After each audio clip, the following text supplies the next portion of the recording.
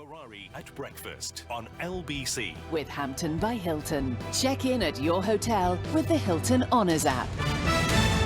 8:30, just coming up on 8:35 is the time. Ladies, have you paid, or mums I should say, have you paid the motherhood penalty? It's where women endure lower pay and worse job prospects than men for decades after taking maternity leave.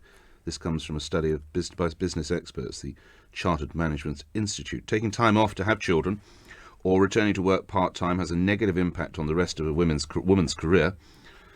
It means the gender pay gap in full-time management and professional roles increases as women age from 6% for those between 26 to 35, but as they get older it's up to 20% between the ages of 36 and 45.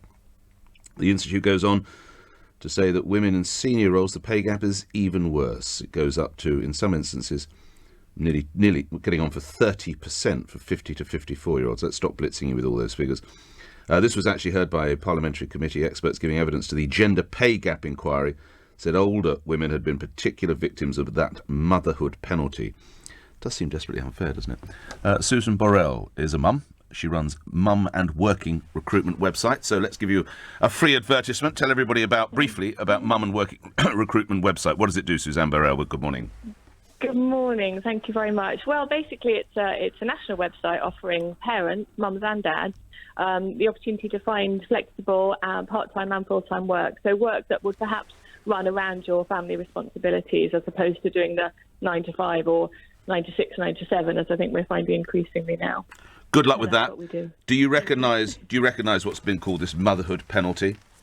Yes, no question. But actually, Nick, I don't think this is new news. I think that women traditionally have been expected to give up their careers to look after their children. And I think most of us would recognise that as a pattern in our society. But I think increasingly the economic disadvantage for women, as you stated with your statistics, is enormous. And we've got to find a way of redressing that, because as we're all getting older, we're going to be relying on our pensions more. And if your pension is so much less than men, it does seem very unfair, because you have chosen to have babies. You know, we've got to keep the human race going, haven't we? So it does seem very unfair, as you say. How is it to be addressed? What needs to be done?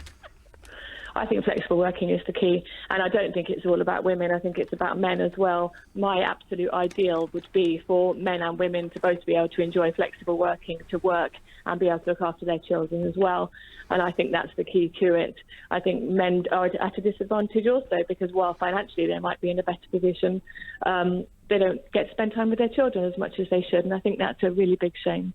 So I think that for me, that's the key: flexible working for all, and losing the sort of testosterone element of men's work, in that men should be able to take more time with their kids. They should be able to leave to go and see their Christmas nativity, or take Johnny to the doctors when he's sick. It shouldn't always be the responsibility of the woman. And lastly, how aware do you think bosses are of this, or is that awareness increasing at least? I think it's slowly increasing. I think that the massive problem we have economically is that we have a massive brain drain with women, actually, amazingly well-qualified women taking lower paid jobs or jobs that they're overqualified for.